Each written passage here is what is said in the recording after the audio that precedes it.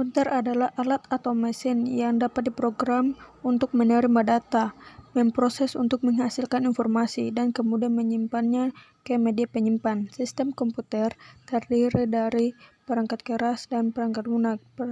Perangkat keras dan perangkat lunak tersebut harus bekerja bersama-sama membentuk suatu sistem yang lazim disebut dengan sistem komputer. Perangkat input atau input device disebut juga sebagai unit masukan yang berfungsi untuk memberikan input pada komputer yang selanjutnya akan diproses dan dieksekusi. Contoh berbagai perangkat input komputer dapat dijelaskan sebagai berikut. 1. Keyboard. Keyboard merupakan perangkat input komputer yang memberikan perintah masukan. Nah, jika Anda mengetikkan tombol apapun dari keyboard Anda, maka komputer akan membaca dan menyimpan perintah yang Anda ketikkan sebagai perintah masukan yang seterusnya akan diberikan ke bagian pemrosesan untuk segera diproses. 2. Mouse juga memberikan perangkat input komputer. Mouse disebut juga dengan pointer atau penunjuk yang mengarahkan kemanapun sesuai dengan keinginan penggunaan. Selain berfungsi dengan petunjuk atau pointer, berikutnya mouse juga berfungsi untuk melakukan klik, double klik, dan scroll. Pada saat ini, seiring dengan perkembangan teknologi perangkat keras komputer, mouse juga mengalami beberapa perubahan baik dari segi desain dan bentuk. Sebagai contoh, pada laptop masa kini mouse konvensional telah bisa digantikan dengan adanya touchpad. Touchpad yang memiliki fungsi yang sama dengan mouse terdahulu, namun touchpad telah menyatu dengan bagian laptop itu sendiri sehingga lebih praktis dan fleksibel. Perangkat proses. 1. RAM atau Random Access Memory merupakan perangkat keras yang berfungsi untuk menyimpan data sementara pada komputer. Jadi saat Anda memberikan perintah masukan pada komputer, maka memori RAM akan menyimpan perintah tersebut untuk sementara dan kemudian akan dikirimkan ke prosesor untuk dieksekusi. 2. Prosesor atau dikenal juga dengan CPU, Central Processing Unit, merupakan perangkat keras komputer yang berfungsi sebagai otak atau inti komputer untuk mengeksekusi sebuah perintah. Perintah yang didapat diberikan oleh memori RAM komputer dan prosesor. Inilah yang mengeksekusi setiap perintah. Kecepatan kinerja dan sebuah komputer akan sangat dipengaruhi oleh beberapa cepat prosesor yang dia miliki. Satuan dari prosesor dimiliki. Dengan hertz semakin tinggi kecepatan prosesor, tentu semakin cepat kinerja sebuah komputer. Ketiga, motherboard. Motherboard atau sering juga disebut sebagai MOBO merupakan sebuah papan sirkuit pada komputer yang berfungsi untuk meletakkan dan menjaga koordinasi antara komponen komputer seperti prosesor, RAM, kartu grafis, hard disk, cooling fan, dan perangkat lainnya. Perangkat output.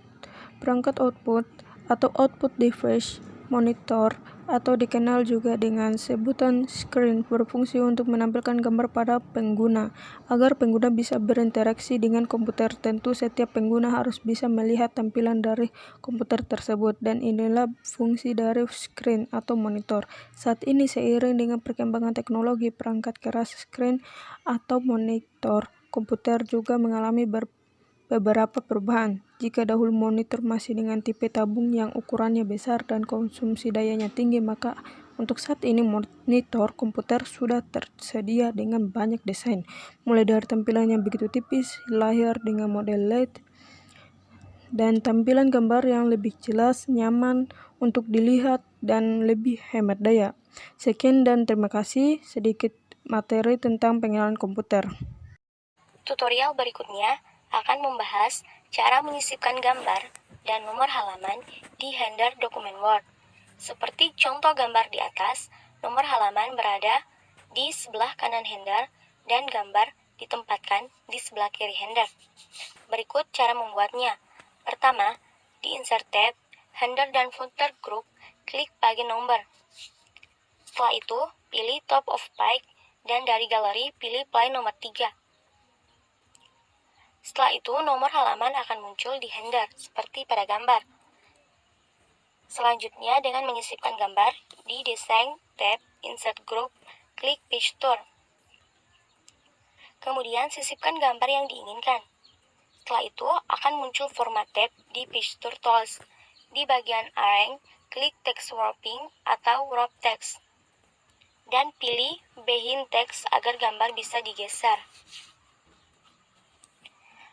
Perkecil ukuran gambar dan geser ke sebelah kiri header. Setelah gambar berada di tempat yang diinginkan, gambar dan nomor halaman sudah selesai disisipkan di header. Tutup header dengan mengklik ganda pada dokumen. Mengatur ukuran kertas. Cara mengatur ukuran kertas, klik tab Page Layout, kemudian klik tombol Size. Selanjutnya tentukan ukuran kertas yang Anda inginkan. Yang saya pakai di sini yaitu F4. Cara menentukan ruler. Pilih semua teks atau kalimat yang ingin kita format. Arahkan mouse kita ke tanda panah di atas ruler, biasanya terletak di bagian kiri. Panah itu disebut First Line Indent. 3. Tekan mouse kiri, jangan dilepas, lalu geser ke kanan. Jika sudah pada posisi yang kita inginkan, lepaskan mouse. Cara keempat, teks atau kalimat terpilih akan mengikuti atau tegak lurus dengan posisi First Line Indent yang kita gerakan tadi. Anak panah berikutnya terletak di sebelah kanan disebut Left Indent, berfungsi untuk meratakan teks setelah baris pertama di dalam paragraf. Coba kita gerakan dengan menekan mouse kiri di panah tersebut lalu geser ke kanan. Kemudian lepas tombol mouse, maka hasilnya baris kedua akan mengikuti posisi Left Indent. Cara mengatur margin. Pertama, silahkan klik pada Page Layout, Margin, dan pilih Custom Margin. Setelah keluar pop-up Page Setup, silahkan atur margin top, right, bottom, dan left sesuai kebutuhan. Selanjutnya kita akan mengatur ukuran kertas pada Microsoft Word, masih pada jendela Page Setup. Klik pada tab Paper dan pilih ukuran kertas yang akan digunakan. Tidak semua ukuran kertas tercantum pada daftar ukuran kertas Microsoft Word. Untuk membuat ukuran baru silahkan ubah lebar dan tinggi sesuai yang dikehendaki. Jarak antar baris. Klik atau letakkan kursor teks pada baris yang akan diatur. 2. Pada menu Home, pilih Line and Paragraph Spacing. 3. Pada bagian kotak merah yang ditandai dengan nomor 2, di atas silahkan pilih ukuran sesuai kehendak kalian dan sel. Kita masuk ke menu Home, submenu Font, dan pilihlah font dengan membuka tombol panah ke bawah scroll. Fontnya menjadi Times New Roman, kemudian ubah ukuran fontnya menjadi 12. Untuk membuat tulisan tebal, miring, atau bergaris bawah, yaitu untuk membuat tebal, tekan Ctrl B. Untuk membuat miring tulisan, tekan Ctrl I. Untuk membuat garis bawah tulisan, tekan Ctrl U. Microsoft Office button. Apabila tombol ini diklik, maka akan muncul beberapa pilihan yaitu New berfungsi untuk membuat dokumen baru, Open berfungsi untuk membuat dokumen yang telah dibuat, Save berfungsi untuk menyimpan dokumen yang telah dibuat, Save As berfungsi untuk menyimpan dokumen yang telah dibuat dengan nama berbeda, Print berfungsi untuk mencetak dokumen, Prepare berfungsi untuk mempersiapkan dokumen, Send berfungsi untuk mengirim dokumen, Publish berfungsi untuk mentransfer dokumen. 2. Menu bar. Menu bar bisa dibilang sama seperti menu horizontal pada blog yang mempunyai sub-sub menu. Menu bar terdiri atas Home, Insert, Page, Layout, Reference, My Links, Review, dan View. Jendela ini umumnya berisi menu tool, dan fitur lainnya yang memiliki fungsi tertentu. Jendela ini umumnya berisi menu, tool, dan fitur lainnya yang memiliki fungsi tertentu. Tampilan MS Word 2007 memiliki lingkungan kerja yang berisi kumpulan toolbar. Secara keseluruhan, terdapat 7 baris tab utama dalam Microsoft Word 2007. Masing-masing tombol yang terdapat pada setiap tab Microsoft Word 2007 secara maksimal. Berikut ini adalah tampilan dan masing-masing tab dapat dalam keadaan aktif beserta kelengkapan tombol perintah pengoperasian Microsoft Word 2007. A. Home. Home merupakan menu utama yang akan tampil pada saat pertama kali Anda membuka Word 2007. Menu Home terdiri dari toolbar standar yaitu font, toolbar formatting dan paragraf, style dan editing, serta clipboard.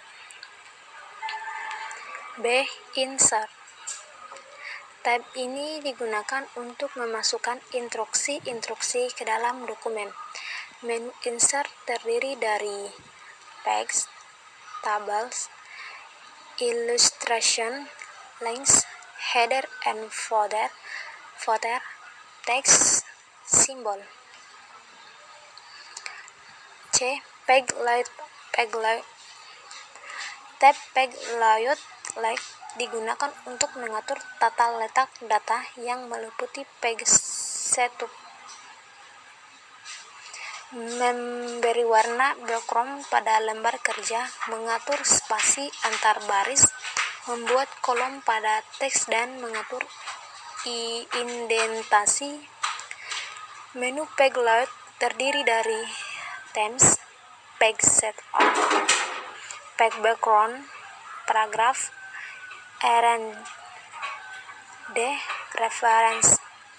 Tab ini digunakan untuk memasukkan berbagai perintah seperti menulis footnote, catatan kaki, menyisipkan gambar, dan membuat tanda citasi. Perhatikan tampilan tab reference. Tab reference terdiri dari table of contents, footnotes, citation, dan bibliografi, caption, index, table of authorities. Mailings. Tab ini berguna untuk membuat mail merger, surat massal, mengetik teks pada amplop, dan membuat label. Mailings terdiri dari create, start, mail merge, word, dan insert, fields, preview, result, finish. G. Review. Tab review berguna untuk mengecek kesalahan tata bahasa serta memproteksi dokumen. Taking, change, compare, project. H. View. Tab view digunakan untuk menampilkan atau mencetak dokumen pada layar, mengatur ukuran cetakannya, dan menampilkan garis bantu pada lembar kerja. Menu view berfungsi untuk mengatur tampilan layar dari dokumen yang kita kerjakan. Berikut ini merupakan beberapa fungsi dari tool-tool yang terdapat dalam menu view.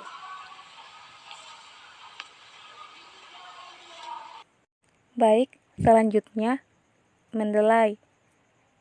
1. Mendownload Mendeley. Tentu saja perlu mendownload terlebih dahulu. Caranya cukup sederhana. Cukup mendaftarkan email dan password di Mendeley. Kedua, membuka aplikasi Mendeley. Setelah terinstall, Anda bisa langsung membuka Mendeley dan memunculkan tampilan sebagai berikut. Ketiga, install menghubungkan Mendeley ke Word. Langkah selanjutnya adalah menghubungkan Mendeley ke Microsoft Word dengan cara melakukan install Microsoft Word ke Play. Setelah terdownload, langkah selanjutnya melakukan install. Setelah terpasang dan teregistrasi dengan Microsoft Word, barulah bisa digunakan. Ketika kita membuka Word, maka akan muncul di menu file sebagai berikut. Keempat, kembali ke Mendeley. Selanjutnya akan diminta perintah untuk kembali ke Mendeley. Kelima, membuat folder. Jadi, file PDF yang ada dibuatkan folder terlebih dahulu. Ini berfungsi untuk memudahkan diproses selanjutnya. Untuk membuat folder, dapat dilihat pada gambar berikut. Keenam, drag file. Semua file yang sudah ada langsung di-drag ke aplikasi Mendeley. Ketujuh, cek kelengkapan file pada PDF. Terkadang, banyak file PDF yang tidak memiliki identitas lengkap seperti nama penulis, tahun, nama jurnal, dan sebagainya. Jika hal ini terjadi, maka Anda harus melakukan editing secara manual. Sebaliknya, jika semua file PDF sudah lengkap, maka Anda bisa langsung dan otomatis tersusun. 8. Menulis citasi secara otomatis. Langkah selanjutnya adalah membuat citasi referensi secara otomatis. Cara menggunakan Mendeley sebenarnya cukup sederhana. Kesembilan, cari menu view. Setelah Anda memilih view, maka akan muncul beberapa pilihan seperti gambar di bawah. Nah, Anda klik Citation Style. Bagaimana jika tidak ada style? Beberapa kasus, ada beberapa yang tidak ada style citasi. Jika hal ini terjadi, Anda bisa mengunduh style di laman Zotero.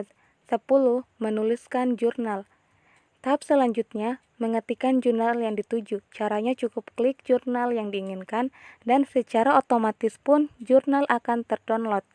Setelah itu, file yang terdownload umumnya dalam bentuk SCL dan dapat dipindahkan ke folder lokal disk C. 11. Cek lokasi meletakkan hasil jurnal download. Sudah disinggung sebelumnya, file yang sudah terdownload dipindahkan ke lokal disk C. Kemudian, pilih program file dan pilih Mendeley Desktop dan pilih Citation Style 10. 12. Sisipkan citasi. Adapun, jika Anda ingin menyisipkan citasi, cukup masuk ke menu Microsoft Word, kemudian Reference, dan Insert Citation. Kemudian, ketik keyword citasi yang Anda inginkan. Selanjutnya, Anda bisa klik keyword atau kata kunci setelah klik OK. 13. Membuat daftar pustaka.